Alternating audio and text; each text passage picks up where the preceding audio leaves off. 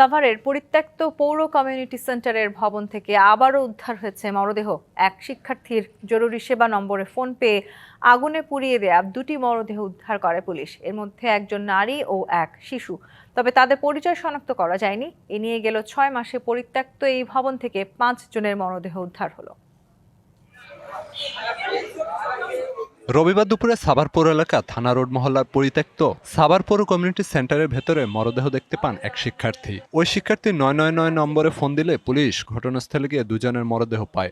বিগত এর আগেও 3টা লাশ পাওয়া গেছে, আজকে 2টা নিয়ে 5টা। সিসি ক্যামেরা লাগানো সত্ত্বেও এখানে কিভাবে এত বড় একটা ঘটনা ঘটে যায়, আবার সামনে আর্মি ক্যাম্প। প্রায় এখানে লাশ পাওয়া যাচ্ছে এরকম, তো আমরা চাইবো অতি দ্রুত এটা সংস্কার করা হোক। এর মধ্যে একজন নারী ও অপর মরদেহ শিশুর, তবে পুড়ে যাওয়ায় তাদের পরিচয় শনাক্ত করতে পারেনি পুলিশ।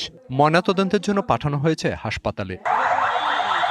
ঘটনাস্থল পরিদর্শন করেছে সিআইডির একটি দল। একটা মেয়ে বলতে পারতেছি, আর একটা পুরোটাই পুড়ে গেছে। এটা এখন আপনার ডিএনএ স্যাম্পল ছাড়া এটা বোঝা যাচ্ছে না এটা মেয়ে না ছেলে।